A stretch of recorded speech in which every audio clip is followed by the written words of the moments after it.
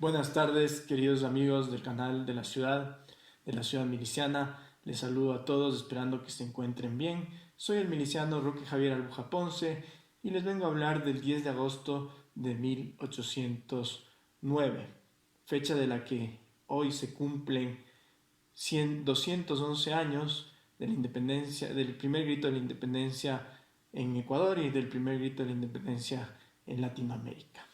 Este 10 de agosto de 1809 es especial porque además les vengo a compartir un poco de lo que significa esto a la luz del patriotismo en el Ecuador, pues este primer grito de la independencia es un ejemplo de amor sereno, viril y esperanzado a la patria. Entonces vamos a tratar principalmente una introducción, luego de esta introducción vamos a entrar un poco en qué significa esta revolución de Quito y finalmente qué resultados trae en cuanto al patriotismo en el Ecuador.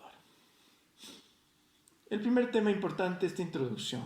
Esta introducción se refiere principalmente a tres temas: la definición de patria, nación y Estado. Y en esto nosotros hemos visto profundamente esta distinción. Patria en cuanto es una realidad primera, anterior a la nación y consecuente al Estado, tiene que ver principalmente con el lugar, con la identidad propia, con eso que es inamovible y que no cambia. La nación, en cambio, es algo que está en continua construcción. Las costumbres, la cultura, lo que da respuesta al destino histórico que va creando un pueblo dentro de un lugar específico. Y el Estado principalmente tiene que ver con la regulación política, ¿no? La regulación política puede venir de donde sea, pero no necesariamente estar ajustado a la nación. ¿Sí? Lo que pasó en Cuba, que es el ejemplo que nos da el padre Fosbury, principalmente con ese régimen que no tenía que ver con la nación. La nación caminaba por un lado y por otro lado caminaba el Estado con una regulación independiente. Entonces nación y Estado no van necesariamente de la mano, como pasa también con el mismo ejemplo que estamos dando de las colonias españolas, ¿no? Éramos colonias españolas, pero nuestro Estado no era España para nosotros, sino que había una nación propia que nos identificaba y a la que nos veíamos abocados. Entonces, desde ese punto de vista, partiendo de esta realidad, también este hecho de la diferencia que había entre nación y Estado, y bueno, sobre todo esta identidad propia de esa patria antigua que venía, es la que da un poco lugar a este primer grito de la independencia, es la respuesta de los patriotas a esta situación diferente, de regulación diferente, en la que también se veían sujetos sobre todo a arbitrariedades y a diferentes imposiciones. El 10 de agosto de 1809 es parte de un movimiento generalizado en toda Latinoamérica, ¿no? En el mismo momento, en 1809, había muchos países de Latinoamérica que también estaban iniciando sus gestas revolucionarias. Esto tiene que ver principalmente con la justificación de que Carlos IV abdicó el trono a favor de Napoleón, y esto dio lugar a que, desde el punto de vista legal, los países tengan una respuesta para independizarse. ¿Por qué? Porque al no haber rey, los países, sobre todo las colonias en ese momento, sintieron que podían ser independientes y que podían tomar su derecho soberano sobre la tierra que les pertenecía. Entonces de ahí nace la respuesta legal. Y bueno, tiene que ver con que también se hicieron algunas juntas en Sevilla de las que las colonias sentían que dejaban de tener dependencia. Entonces ahí nace una justificación legal específica para el momento preciso. Por eso, y esta justificación legal da lugar a todos estos movimientos independentistas. En el caso del Ecuador, además, tenía que ver con que se había consolidado a través del tiempo un movimiento de intelectuales, doctores, marqueses y criollos. Este movimiento viene de antes, es un movimiento que va surgiendo en base a una ilustración que hubo en 1700, a partir de 1730, en el Ecuador. Entonces, es un movimiento motivado por este grupo de personas que además van descubriendo esta libertad propia que querían tener y se motivan por los derechos del pueblo y la defensa de la libertad. Entonces, en ese contexto, el 9 de agosto de 1809 se reúnen para hacer los últimos preparativos en la casa de Manuela Cañizares. Con esos preparativos se cierra el proceso el 10 de agosto de 1809, cuando se notifica al conde Ruiz de Castilla, entonces presidente, con el oficio cesándole en sus funciones, y a partir de entonces, el 16 de agosto de 1809, se firman las actas de independencia en la Sala de San Agustín. Estos son los tres principales hechos en cuanto al 10 de agosto de 1809. Este movimiento, como decimos, ya venía de antes porque básicamente a partir de que se abdica el poder, Carlos IV en 1808, ya se empezaron a reunir los patriotas. De hecho, hay una reunión en diciembre de 1808 y posteriormente también continúa este proceso revolucionario, pese a que los del 10 de agosto no surtió efectos, definitivamente fracasó. Posteriormente se envían ejércitos desde Lima y desde Nueva Granada para cesar este movimiento, y lo que hacen los patriotas es devolver el poder al conde Ruiz de Castilla. Entonces, esa es un poco la historia del 10 de agosto. Sin embargo, es una historia que responde a la realidad anterior, y esa realidad anterior es un poco la que nos importa, ¿no? Había un pueblo criollo que estaba reivindicando la nación. Esto es muy importante. El pueblo criollo acude a reivindicar la nación. ¿Por qué? Porque ellos sentían ya una identidad con la tierra. No era lo mismo que los chapetones, que eran los españoles que venían a gobernar, sobre todo a asumir cargos de poder, y que no les permitían a ellos asumir esos cargos de poder. No era lo mismo lo que les pasaba a los criollos, porque ya sentían una identidad con la tierra. Ellos ya habían crecido, ya habían nacido en el Ecuador, ya tenían en la Real Audiencia, ¿no? Ya tenían una identidad con esa Real Audiencia, y además conocían esa realidad, lo que no pasaba con los españoles. Entonces, por eso reivindican la nación, reivindican esa identidad propia que estaba surgiendo, pero que no podía surgir porque se veía limitada por esa estructura gubernamental de España, por esta estructura de Estado de España, y que además le limitaba constantemente, y también hacía que, por la distancia sobre todo, hayan muchas arbitrariedades en el gobierno aquí en el Ecuador, en la Real Audiencia de Quito, ¿no? Entonces, desde ese punto de vista, el pueblo criollo acude a reivindicar la nación y sobre todo a darle desarrollo a esa nación. Como dice el padre Fosbury, la nación se construye, se emprende. Y si la nación se construye y se emprende, ellos necesitaban que se dé ese proceso de construcción, pero ese proceso se veía limitado. Por eso había habido varias revoluciones y motines que habían fracasado a través de la historia. También tenemos ahí un impulso de la aristocracia intelectual y moral quiteña. Este proceso tuvo el efecto que tuvo, principalmente porque hubo un proceso de preparación previa, ¿sí? Hubo quienes se formaron para este proceso, hubo quienes se interesaron en este proceso. Nosotros hablamos de que el hombre se forma doctrinal y moralmente para alcanzar aquella superioridad intelectual y moral de la que habla nuestro fundador. Y lo mismo pasó con este movimiento. Ellos se formaron para alcanzar la gesta del 10 de agosto de 1809. Se formaron desde el punto de vista intelectual, en las ciencias, se formaron, como dijimos antes, también desde el punto de vista de la política, del derecho, y era un grupo realmente de una clase ilustrada.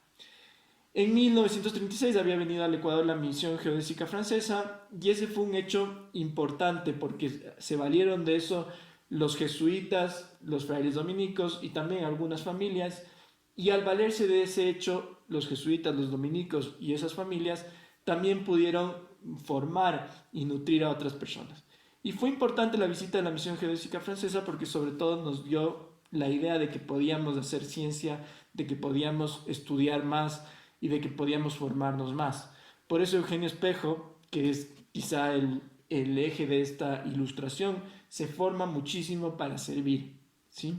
Y se forma para servir y para formar a los otros. Las ideas del 10 de agosto de 1809 vinieron de Espejo.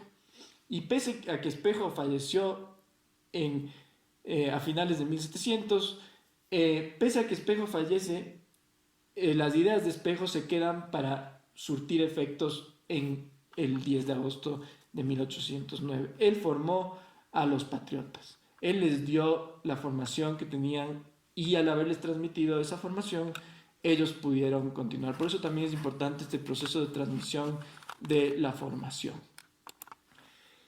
Es una gesta encomendada a Dios. Y si bien aquí los documentos hablan muy poco de esto, hay algunos documentos en discursos, se ve que se hicieron oraciones durante todo el proceso, que hubo mucha oración y que incluso había sacerdotes involucrados en el proceso, que hubo incluso quienes confesaron a los que iban a fallecer, ya sea porque conocían la situación.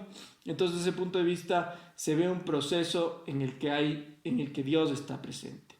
Y Dios está presente sobre todo desde el punto de vista de las virtudes. Recordemos que los patriotas habían sido formados por una escuela relacionada a los jesuitas, a los dominicos. Entonces, también vivían las virtudes de la fe, de la esperanza, la caridad, vivían la templanza, vivían la fortaleza, se nutrían constantemente de ellas y ellas fueron las que les llevaron en el proceso, ¿sí? Por eso también vemos que este proceso es un testimonio de amor sereno, viril y esperanzado a la patria. Es principalmente un amor sereno porque está nutrido de esa serenidad con la que los patriotas buscan el momento exacto. No trataron de empezar este movimiento cuando no estaban preparados. Podían haberlo tratado de hacer a finales de 1700 con Espejo, podían haber tratado de hacerlo posteriormente, pero buscaron el 10 de agosto de 1809 con esperanza, con esa serenidad, con esa tranquilidad, con esa paz. Y lo hicieron pese a las dificultades que tenían, pese a la persecución que sufrían constantemente. Fue viril porque estaba enmarcado en un acto de fortaleza, ¿no? Y fortaleza mental sobre todo, porque si vemos los hechos que ocurren desde diciembre de 1808 hasta diciembre de 1812, vemos que todos estos hechos son hechos de persecución y hechos en los que además, por los precedentes que había, ellos sabían que el sublevarse a España significaba la muerte. La sanción era necesariamente la muerte. Entonces, conociendo la sanción, se lanzan con virilidad al emprendimiento de rescatar la patria, ¿no?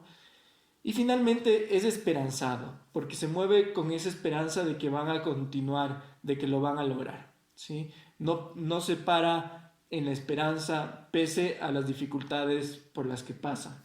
Y además aquí también en el tema de la esperanza vemos sobre todo un elemento importante que es que pese a que había fracasado el movimiento o lo iniciado en 1808 porque los tomaron presos a don Juan de Dios Morales, a Juan Pío Montúfar, al marqués de Cervalegre, Salinas, al doctor Manuel Quiroga, al presbítero José Refrío. Pese a eso, el movimiento continuó. Entonces siempre hubo esperanza. Y claro, luego, pese incluso a la muerte de los patriotas, el 2 de agosto de 1810, el proceso igual continúa con esa esperanza, con esa templanza, con esa virilidad, ¿no? Entonces es un movimiento que está motivado directamente por ese amor sereno, viril y esperanzado a la patria. Y bueno, también ahí para los que eran católicos desde el punto de vista de la fe, al servicio de Dios. Es una respuesta patriótica al desafío de la patria. Y aquí lo que se quería construir era sobre todo el bien común del Ecuador, ¿sí? Se buscaba ese bien común del Ecuador, se buscaba esa realidad común. Entonces sirvieron con sus vidas de cara a ese fin y no les importó si las perdían, porque el fin lo valía, porque esa libertad añorada es que además significaba que puedan trabajar conjuntamente porque esa nación se convierta en su patria, porque esa nación básicamente se convierta en el Estado ecuatoriano y dé vida a un nuevo Estado ecuatoriano que se adapte a la nación. Ese fin específico los motivó y los movió de cara al bien común sobre todo. Y finalmente aquí se ve la herencia de los padres que nos unen un destino común, ¿no? El destino común de hoy del Ecuador se nutre de que cada persona pone lo mejor en base a esta herencia de los patriotas, en base a la herencia de los que les precedieron a los patriotas, pero sobre todo en los patriotas vemos esta herencia de la sangre, esta herencia de dar la vida por la patria, de dar la vida por la libertad, de dar la vida por nuestros ideales. Y eso también desde el punto de vista de FASTA nos impulsa, ¿no? Y nos impulsa sobre todo para saber que no tenemos que tener miedo y que tenemos que seguir adelante en nuestra gesta. Entonces, en base a eso, podemos preguntarnos qué es el patriotismo en el Ecuador, cómo este movimiento que estaba cargado de este fervor, de esta entrega, nos lleva a ser patriotas. Y desde ese punto de vista, podemos básicamente tomar en cuenta lo que nos dice el padre fundador, ¿no? El afecto que se siente hacia ella, hacia la patria, nos impele a preocuparnos por conservar su patrimonio, transmitir su herencia y eventualmente defenderla. Ese sentimiento se llama patriotismo. Y yo creo que nuestro patriotismo en el Ecuador tiene que ver con esto, con que el día de hoy el ecuatoriano se encuentra directamente con su patria donde quiera que está. Y se encuentra en algunos elementos importantes. Se encuentra en la familia. Sí, siempre queremos volver a la patria por la familia, por ese raigambre, esa familia que nos enseñó a trabajar, esa familia que nos transmitió nuestra historia, esa familia que nos enseñó a ser quienes somos, que nos dio nuestros valores. Y desde ese punto de vista, la familia siempre es el lugar al que volvemos, ¿sí? Los ecuatorianos vuelven cuando están en el extranjero, vuelven principalmente por la familia. Lo mismo pasa con la cultura católica. La cultura católica que tenemos, esa religiosidad propia, que el Papa Francisco lo veía, es la que nos nutre. Y eso también tiene que ver con lo que nos hace únicos hoy en día, ¿no? Tenemos una religiosidad muy especial, esto que decían antes los visitantes cuando venían al Ecuador. Cuando se va al Ecuador, uno se encuentra necesariamente con una procesión. ¿Por qué? Porque está esa religiosidad viva. También se ve mucho en el tema de la formación. El legado de los patriotas nos deja hoy en día esa necesidad de formarnos y de prepararnos para servir de la mejor forma a nuestra patria. Ese patriotismo tiene que ver con que nos sacrificamos en el trabajo, nos sacrificamos en el estudio, nos sacrificamos en nuestras misiones. Y desde ese punto de vista nos entregamos de mejor forma a la patria. Quizá un tema que sí se ve hasta el día de hoy y que les faltó a los patriotas es el tema de la planificación. Si no planificamos adecuadamente nuestras gestas, bueno, nos dejan solos como se quedaron ellos. No les apoyó Lima, no les apoyó Nueva Granada y finalmente no les apoyó tampoco ninguna de las otras ciudades del Ecuador. Y esa falta de planificación fue la que hizo que se caiga la gesta del 10 de agosto de 1809, que de otra forma podía haber sido fructuosa, ¿no? Si Vicente Rocafuerte respondía a los telegramas, otra hubiera sido la historia. El pluralismo, bueno, principalmente en el Ecuador hay una diversidad de pueblos y estos pueblos diversos tienen que unirse hacia el bien común, ¿no? Si nuestros patriotas pensaban en el bien común, nosotros tenemos que seguir trabajando en ese bien común para lograr nuestro fin. Y finalmente la fortaleza con la que tenemos que ir trabajando cada día nuestros fines, esa templanza, esa perseverancia que nos hacen despertarnos cada día para servir a nuestra patria. Y esto es fundamental. Si no servimos a nuestra patria como nuestro lugar de salvación, no nos entregamos plenamente a nuestra patria, formándonos, educándonos y viendo cómo podemos aportar al bien común, de nada sirve lo que hagamos. Bueno, con esta conclusión les agradezco por escucharme y les mando un caluroso saludo. A tus órdenes.